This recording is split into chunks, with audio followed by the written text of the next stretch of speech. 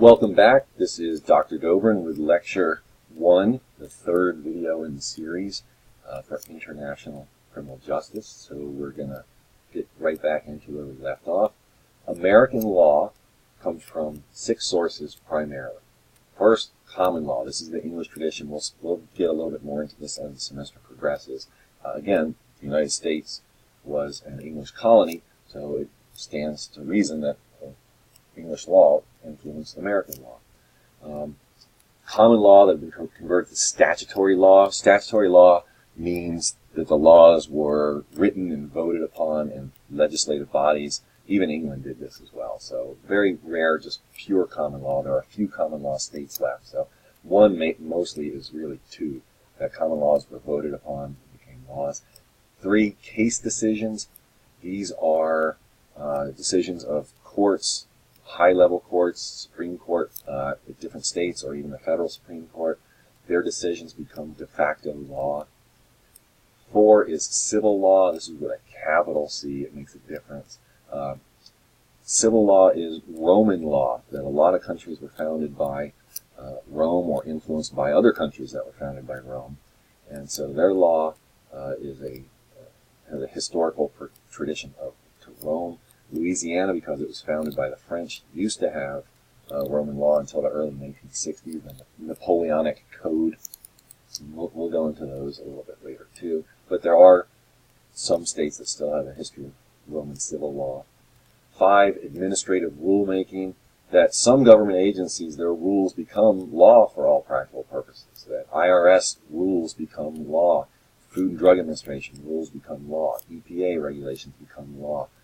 ATF regulations become law. So just by administrative rules, those become law. But 6 is the one that's most important, constitutional law. Every one of the previous 5 have to conform to the Constitution. It's the supreme law of the land. So if, say, a federal agency makes a rule, it can be appealed to the Supreme Court or some other level of court, and if it doesn't fit constitutional muster, then it's not a valid law. So all of these have to fit into the Constitution. Because I'm a nice guy, I'm going to make this one easy for you. So question number 7. Question number 7. What are the 6 sources of American law? What are the 6 sources of American law? You should pause there, write down. All right. Let's go into some quick introductory information. Now, here's one. This might sound a little controversial. I don't know if you'll hear this from anyone else. I don't know where I heard it from, but I like it. The American criminal justice system is a system of failure. A system of failure, as the crime has already been committed for the system to react. That's important for the criminal justice system to get involved. Violent crime, well, that's from another class. Crime has to already occur, thus failing to prevent it. It can be any type of crime. It doesn't have to be violent. That's an error. The goal, again, is to respond in such a way as to prevent future events, but the initial one has already happened to trigger this response. The American criminal justice system really cannot act until after a crime has already taken place. So in that way, it's a failure. Crimes in the American system can be divided into 2 general categories, and the categorization is based on the potential punishment. The potential punishment is often based on the seriousness of the crime. That's how we like to think of it. But these are words you've heard your whole life. And they're pretty simple definitions. Felonies. A felony means that if a person is convicted of a felony, they can serve more than a year in prison.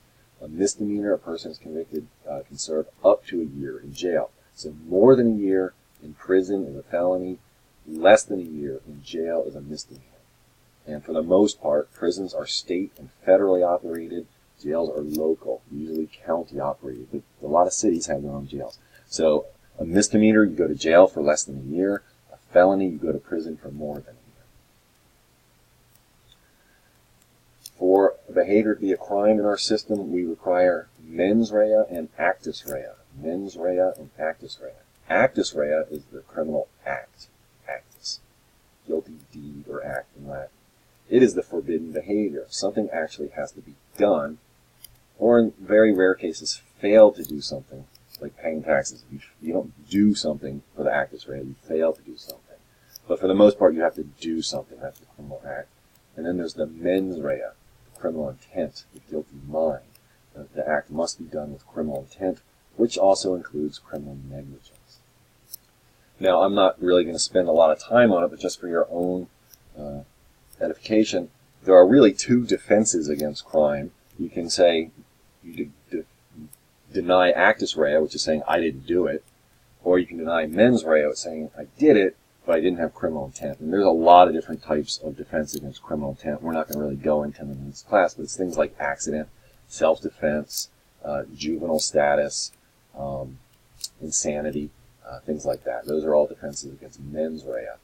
Again, the defense against actus rea is just simply, I didn't do it. So now we're going to come up with some questions. Question number 8. Explain what is meant when describing the American criminal justice system as a system of failure. Explain what is meant when describing the American criminal justice system as a system of failure. You should pause there, right? Your answers. Question 9. What are the two classifications of crime in the American system, and define them? What are the two classifications of crime in the American system, and define them? Number 10. Discuss the two reas that are needed for something to be a crime. Translate and define them. Discuss the two reas that are needed for something to be a crime. Translate and define them. And now, we'll get back to the lecture. All right, the American system. This, again, is extremely brief, and we could spend the entire semester talking about these, but this is just a real brief introduction so we can think about the American system as we look at other systems. I hope most of what I've already talked about has been somewhat of a review. That most of this information I really, really hope wasn't new to you because of this class. But I also have to assume that you weren't exposed to it. So, American system. I like to call this the 3 threes, that when we look at the totality of the American system, we have 3 parts of 3 parts. So, there are 3 branches of government. You should have learned this in 7th grade American history or government or something like that. We have the legislative branch. They make the laws. Again, this is super, super simplified. The executive branch, they enforce the laws and appoint leadership.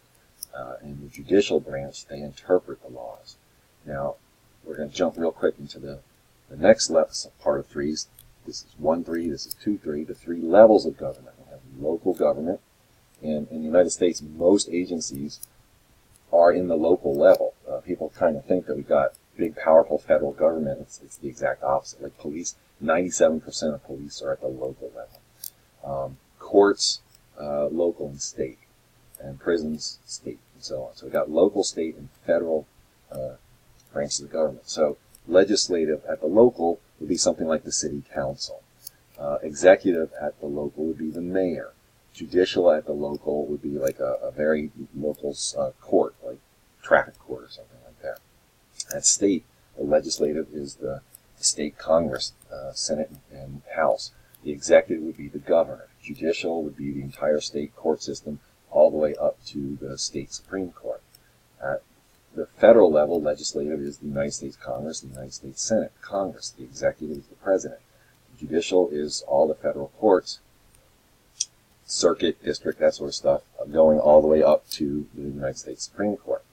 So, legislative makes the law. Now, by appointing leadership, what do I mean by that? At the local level, in a lot of cities, the mayor appoints the chief of police. In a lot of states, the governor appoints the attorney general. Some states they're appointed, they're elected. Florida, they're elected. Some states they're appointed.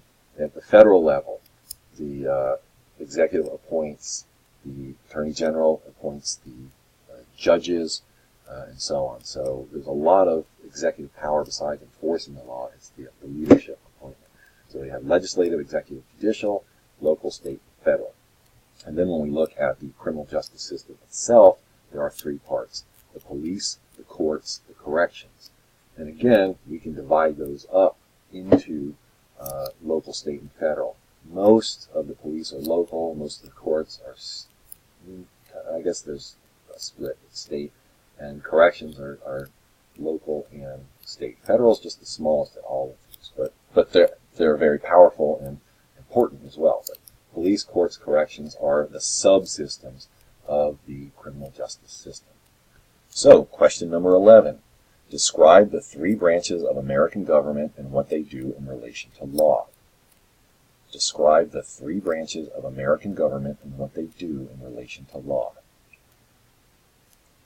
Number 12. Describe the three levels of government in the United States. Describe the three levels of government in the United States. 13. What are the three subsystems of the American criminal justice system? What are the three subsystems of the American criminal justice system?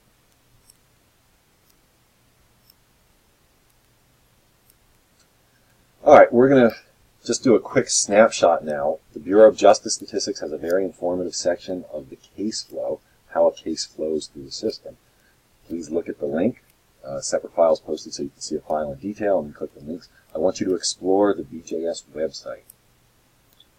So here's the case flow diagram, and it starts over on this side, and it's a timeline that goes over here. So there's an entry into the system. Before the entry, if you notice, there's a crime. So the first thing that has to happen before any activity in the criminal justice system is there has to be a crime. And then someone has to report or observe the crime, and then they call the police, and there's an investigation. It's either unsolved or not arrested, and so on. Each step of this is part of the process. Then an arrest.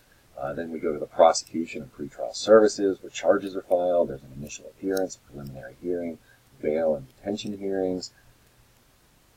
Then for misdemeanors, it goes this way. For felonies, it goes this way. Adjudication means the trial or plea bargaining. That's the process of the court. Very few cases are actually adjudicated by a trial, believe it or not. Most are dealt with in plea bargains. So we go here, arraignment, trial, guilty plea, blah, blah, blah. This is a sentence and sanction.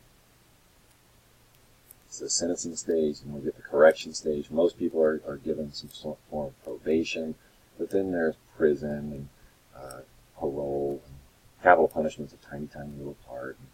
But for the most part, it's either they go to the next stage of the system or they get kicked out of the system. And here's the juvenile system. It's similar, but it's a separate system, and that's important as well, that it's a unique and separate system. So become familiar with that case flow diagram. I'm going to stop and go on to the next videos.